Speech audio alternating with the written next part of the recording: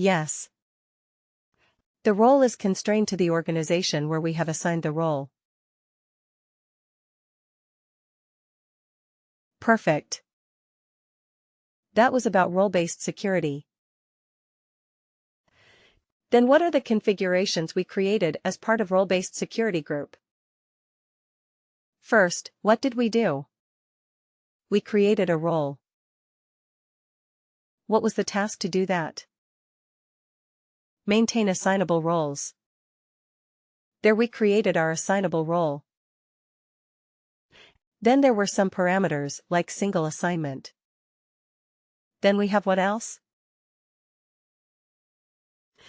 Hide on view if not assigned and self-assign. Are we clear with those? Do you want me to go over those one more time? Those parameters that we had self-assign hide on view if not assigned. No, we are good. We are good. All right. Then, after we created the role, then what did we do? We created a security group. What was the task for that? Create security group. Create security group. We chose the security group type as role-based security group constraint. That's what we selected. Then we had a few options there. First of all, we had to associate the role with the role-based security group. We did that. What is the recommendation there between the role and the role-based security group? Name should be the same. We will try to keep the names as the same. That's what we will try. Then there were some options in the role-based security group about the inheritance. We chose the default option, which says to the organization and unassigned subordinates. That's what we chose. There were other options, like only to the organization, or for all subordinates and to subordinates to a certain level. These are the other three options that we had. We will choose judiciously. Then we went to the organization, to the supervisory organization type. We assigned the role to a position. We discussed what happens if the position is vacant. What happens if the position is vacant? Can we still assign the role to a vacant position or an unfilled position? Yes. We can. But there is no worker for that particular security. Sorry, for the particular role. Then what happens? Who does the actual work? It is inherited from the. It is inherited. If there is a role assignment done at the superior organization level, then it will be inherited from the superior organization. Yes. And then we also started talking about a user-based security group. Now, what is the difference between a role-based and a user-based security group? Unconstrained. Perfect. Yes. Because there is no constraint. As such, it is unconstrained. So it is typically an unconstrained type of a security group, and the typical examples are your administrators, auditors, report writers. These are some typical examples of a user-based security group. Now, does anyone remember what is the process maintained security group? Workday delivered. Yes, Workday delivered.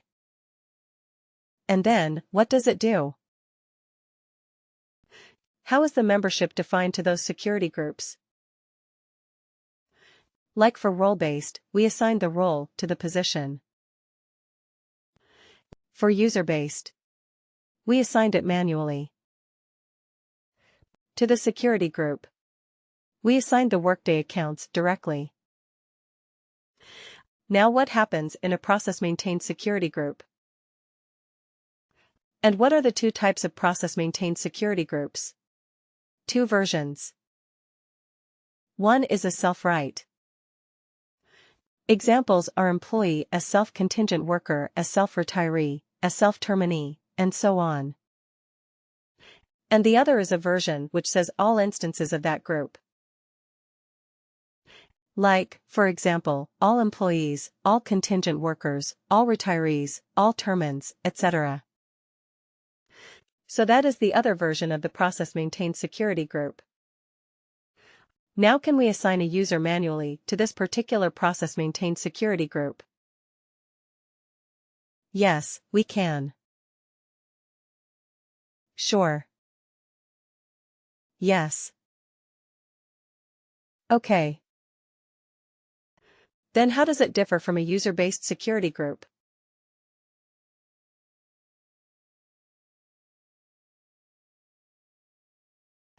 Okay, my question was, can we assign a user directly to the process-maintained security group? What would be your answer? Yes or no? We can change it. We can change what? We can change the permissions, right? We can change the domain security policy permissions. We can change the business process security policy permissions. But can we assign a user to the process-maintained security group? The answer to that would be no. We cannot do that. We cannot assign a user to the process-maintained security group. That is the difference between the other type of security groups and this one. And how is the user assigned? By Workday itself, right? Depending on the process. Hire, termination, transfer, etc. Depending on the process, it will automatically assign the worker to that particular security group. Okay. So this was about domain security policy permissions. We talked about the domain security policies. And then we talked about the different kinds of security groups that we have in Workday. Absolutely the most commonly used ones, like user-based security, role-based security. We talked about those. Now, like you said, the domain security policy permissions talk about access to the data objects, right, and to the reports or tasks. And it gives you what kind of access? View or modify. Right, and we also have get and put for integrations. So what is the other type of security policy that we have? The business process security policy, right? So the business process security policies are associated with functional areas, just like the domains. Because, if you remember, when we talked about functional areas, we had two components of functional areas. What is domains? One is business processes. So business processes are also associated with functional areas, just like your domains are. And the business processes are secured by the business process security policy. Okay, the business process security policies will control the access to the business process.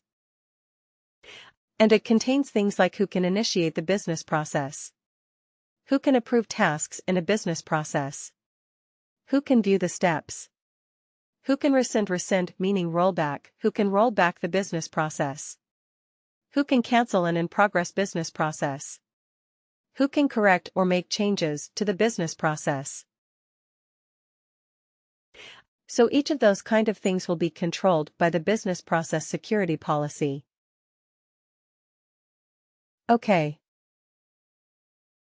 And another important thing is the business process security policy also controls who can be added to the business process definition or steps in the workflow. You did your assignment 3.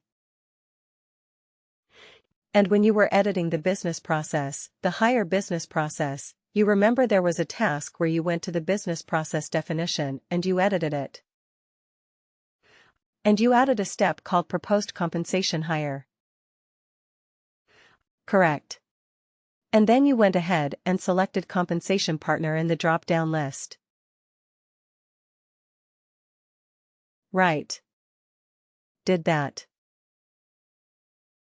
Now, how do we define that drop-down list? How do we ensure who all are allowed in that particular step?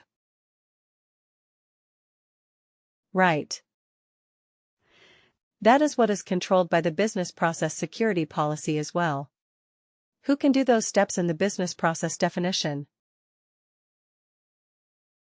Right.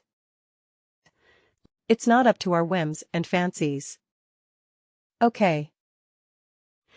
This process step should be done by such and such. So first, we have to go to the security policy and we have to ensure that that security group is allowed to do that step in the business process definition. Okay. It's a very, very common mistake. Even senior consultants sometimes miss this part, that in the business process security policy you also have to enable the security group that will be able to perform that particular task. Right.